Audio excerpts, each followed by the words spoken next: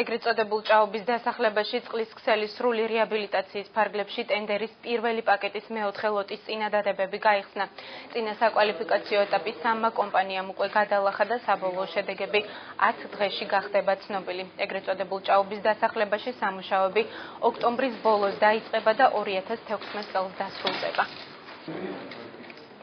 პროცედურა ჩვენს გერმანულ პარტნიორებთან ერთად ფასტა კვალიფიკაციისა, რაც დაახლოებით მაქსიმუმ 2 კვირას წაიღებს.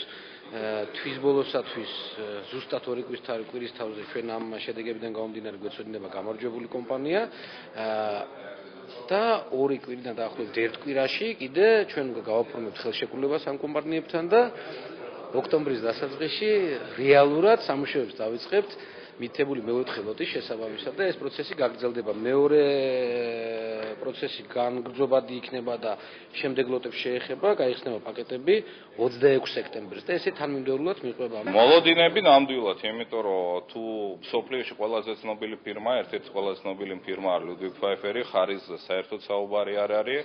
ძირითადი ხარისხის კონტროლს და ხარისხის მართვას და საწარმო პროცესს გამართავს გერმანული კომპანია ლუდვიგ ფაიფერი, ან თავისი მენეჯმენტით და შესრულება იქნება ჩვენი ინჟინრებით.